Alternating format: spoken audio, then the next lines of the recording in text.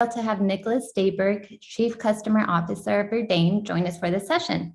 He will be discussing customer success reinvented. We have 20 minutes and there will be time for Q&A, so please make sure to drop your questions throughout the session using the Q&A button within your button menu bar. Join me in welcoming Niclas. Take it away. Thank you, Gabriella. Hi, everyone. Nice to have you all here. I'm, as mentioned, Niclas Staberg. I'm the Chief Customer Officer at Hive Streaming, the video experience company. And I also act as a CS advisor at Verdane, one of Europe's top growth partners for tech-enabled businesses. Today, I'm going to share a couple of very actionable things that you can do to level up your CS program, get your SaaS business ready to scale, and reach NRR levels like the top SaaS companies out there. And all of the recommendations that I will do here today are things that has helped me out a lot in the two latest scale-up ventures that I've been part of over the last 8 years. So hopefully this will actually come of big use to all of you. And to give you an idea, I wanted to be very transparent and share a little bit with you about the NRR development for Hive Streaming over the last years and so. And if we can see, we actually implemented some changes to our CS program in the beginning of 2020, so just before the pandemic. And it's been having a pretty amazing result, even though the pandemic hasn't really been easy on us to all the degrees. But all in all, we reached amazing NRR levels, such as an annualized level of 138%. Now, before we go into the recommendations, I think it's extremely important to take a step back and actually assess what's happening in this world when we're talking about engaging with customers and the relationship they actually have to value. And there's one thing that actually dictates this more than anything, and that is actually the fact that customers' time is more limited than ever. So we actually need to rethink the way we're going about customer success and how we provide value to our customers. Just doing check-ins, having regular cadence with customers, or setting up QBRs as per se, that's just not going to be enough going forward. And I think we can all see that to a certain degree, where we have customers who might become less engaged unless they're seeing value from the interaction that we're having with them. So to set the foundation for this session and for the recommendations, I think it's important to start with addressing value from the customer's perspective. And I took this just to add a little bit, I borrowed this one from an Okta report that actually illustrates the number of apps that are out there. And this, just to give you an idea, like imagine if all of these companies are having their own CS departments.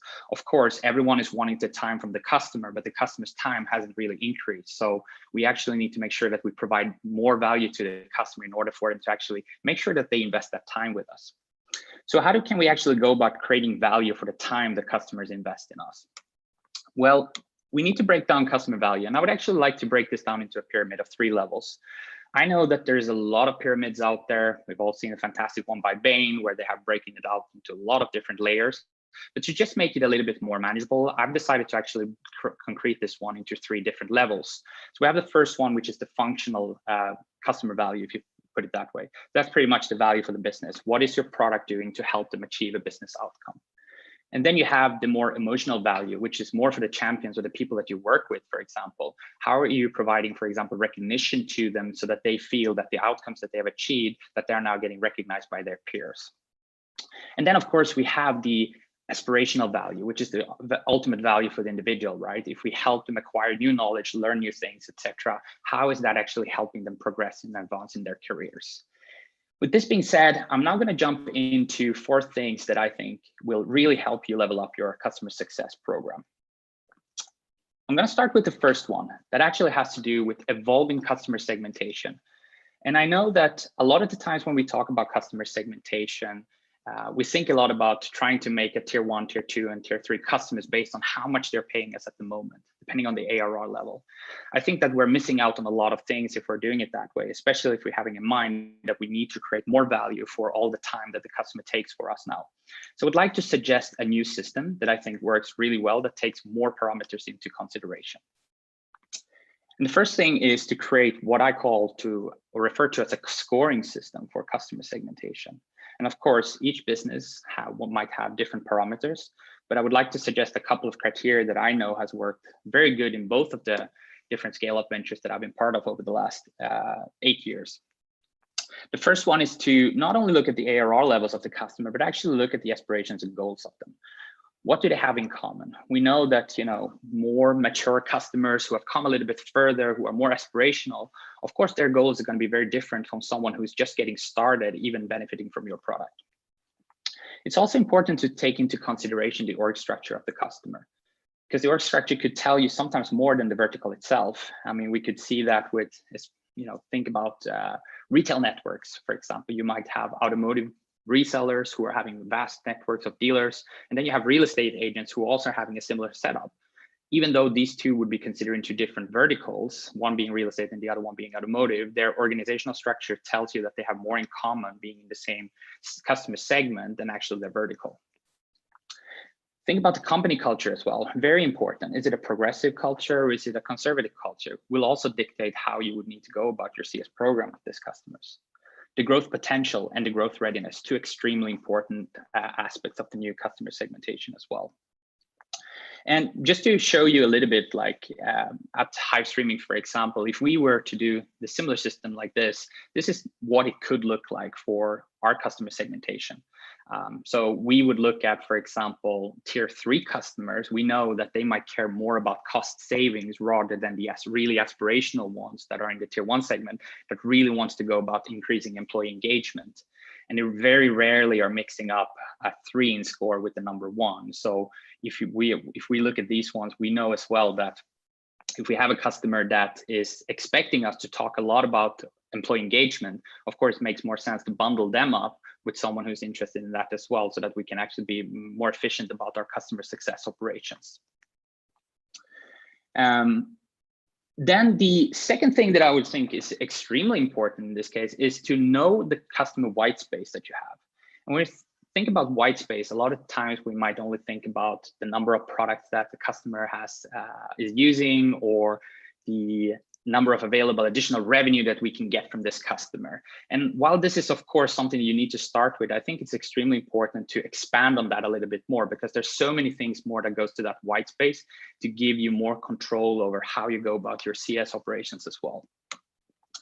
And a couple of things that I think is important when it comes to white space is to look at the usage levels, the engagement levels, the advocacy levels, the knowledge levels of the customer. We'll get back to this in a little while as well. And also the value, right? I mean, if we look at these a little bit more holistically, we take advocacy as an example. If we know that this is a customer who has scored amazingly good on an NPS, yes, but that's only part of it, right? I mean, what about the customer story? Is this customer open to actually engaging a customer story to create that together with you?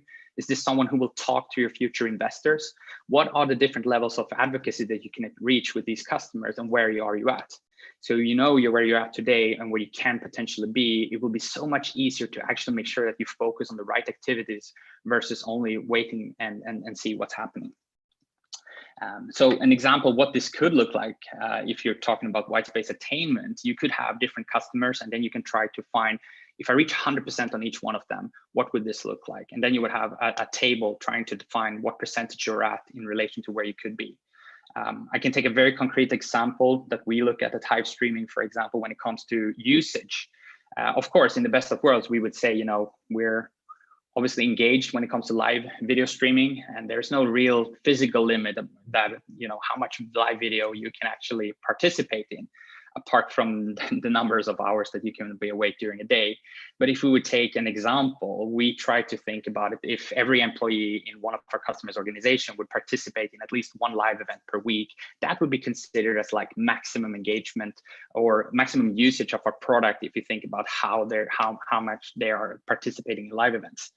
If we know that one, and then we're starting to see that we have a enterprise customer with 20,000 employees, and we can see that at least 10,000 of these ones are engaging in a live event per week, then we know that we might have, if we have that consistently, we know that we would have a usage adoption on that one of 50%. So we still have a 50% way to go that we can get there. So it will help us direct our customer success team in a much better way as well. Now, the third point that I think is extremely important, and this goes back to the emotional value that we talked about in that pyramid, is really helping our customers in getting recognized. And This is a topic that is very close to my heart because I truly believe that a lot of the times we talk about how can we generate more advocacy with our customers. I think we should really rethink this one and try to think about how can we help our customers getting more recognition for the outcomes they have achieved with our product. And the reason this is so important is that a lot of the times, if we only go about thinking about how we can talk about our product or our features, there's no real incentive for the customer to participate in those stories. But if we rather make them the hero of the story and talk about their achievements rather than our products, the things changes, the dynamics with the customer changes, and it will just become so much different.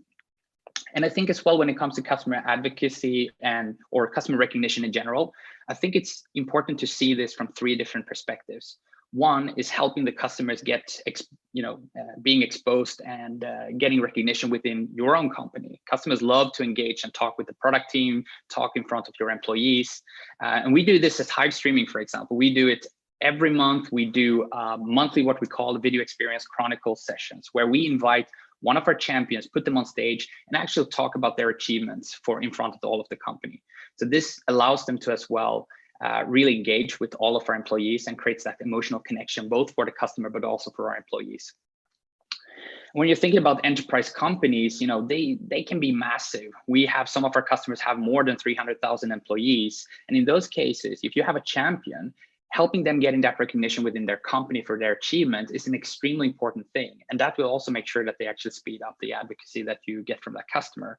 And then, of course, within the community and within the industry, extremely important. Everyone loves to actually get recognized by the peers. So if you can get someone in a similar role, talk to someone else and get that recognition, or in front of the people who are in the same situation, it will be a lot, you will gain a lot from that as well. Now, I'm going to have another point here that I think is extremely important, and it can be a little bit controversial to some, but I would actually see that we've seen this with much better results.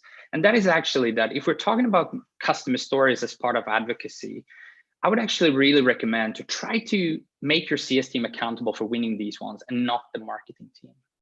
And I know that this is not very traditional, but the reason being is that your CS team knows the customer better. They know the dynamics of it. And if you make them accountable for winning these stories, they will actually make sure that they focus on the right activities to get a good narrative to win that story by the end of the day. And it will just be so much easier to win these stories. I can give you an example. So here's a screenshot from our Salesforce. So I've taken this out, of course, blurred out some of the graphs in here. But if we have a look at the bottom left corner, we can see that we actually have a pipeline for each CSM. So we can see how many of the customer stories have they identified, how many have they qualified, how many of them have they agreed the scope with the customer, and how many have they actually won and managed to get published. And I think this is extremely important because this also makes sure that you don't lose track of actually winning these ones. You actually make them part of the goals for each CSM, and it creates an enormous amount of productivity for your CSMs as well. And yeah, of course, there is a list where you can then go in and see, who's been created, who's accountable for it, what stage, etc. And that, of course, rolls up into the dashboard. Now, the fourth point that I would like to finalize this session with is connect your customers and their knowledge within their community. And I think this is extremely important because a lot of the times we try to always come up with how many customers can we deal with per CSM and until we need to hire the next one, etc. But I think that is a little bit outdated thinking. I think we really need to rethink, do we really need to be the masters of knowledge, sharing that one-to-one conversations with every customer, or can we find other ways of connecting customers with existing knowledge that exists within other customers? And I say that this is important because a lot of the times I think that in the SaaS world, we forget to talk about scalable network effects. If we think about each customer segment, those customer segments can actually contain several so-called micro communities. Customers who, according to the new scoring system, might become to be within the so-called tier 1 customers, but they might have different aspirations. And if they have different aspirations, try to pair those up as part of micro communities, the ones that have similar ones, because there's so much more you can do where you can actually have a one-to-many conversation and they can actually talk to each other in a much more scalable way. So you don't have to worry too much about whether you can have 20 or 30 enterprise customers per CSM, but it's actually more, how do you manage the time and provide most value out of that? And consider each customer to actually be a source of knowledge, because a lot of the times customers, they're sitting there with the knowledge. We recycle a lot of that knowledge. Try to use that, try to connect that with other customers and what they're looking for. And new metrics and KPIs that can be looked for when you're trying to implement a system like this could be the number of micro communities that you actually have, the number of connections between your customers, and the level of engagement between them as well, because obviously that says a lot. And to give you an illustration, I tried to set this up just to illustrate it. So if you look at we can see here that you might have one CSM, who are the purple circles here, might be managing and feeding knowledge to one of the tier 1 customers. But then you have this, this bundle or this micro community of tier 1 customers where they can actually share information in between each other. So therefore the CSM can only have to be a moderator of that knowledge, but they don't have to be the owner of it, and therefore just facilitate to make sure that they become master of facilitation of access to knowledge. It's a very, very scalable way of dealing with this. And it's something that actually triggers both the emotional value for the customer, because they get recognition from the peers, but it also goes into the aspirational value, because they actually get to take part of more knowledge within these communities that they otherwise might not would have get in the same way. So with that being said, I'm actually going to summarize the main takeaways from this session. So 4 ways to get your business ready and scale faster to improve your NRR. Well, evolve your customer segmentation and think beyond the ARR and vertical. There's so many more criteria that you can take into considerations. Know all of your customer white space. Don't just look at the number of products or SKUs per customer. Think as well about the usage levels, the advocacy, the knowledge, whatever you can come up with that is relevant for your business, but try to really think about that one. If you know your white space, you know what you need to work for. You can also look at what is your average across your customer base, so you know if a customer is in a good place or not. And help your customers in getting recognized, and they will advocate for you. Think about that instead, rather than thinking about going about advocacy right away. If you help them getting recognized, they will be more open to advocate for you, and you will have a much more impactful existing customer base. And then finally, connect your customers and their knowledge within their community. There's a wealth of knowledge in your existing customer base. Don't just leave it there. Make sure that you actually get your customers to engage with each other. We actually it was an amazing thing. My first year at Hive Streaming, the most frequent question that we got from our customers was, when can we talk to other customers? So there's a huge need from customers that they really want to talk to other customers, because they feel that they want to talk to people who are in the same situation. And I think that should not be underestimated. Really take that opportunity, look into your customer base and try to connect that knowledge. That's something that I would really, really recommend. Thank you, everyone.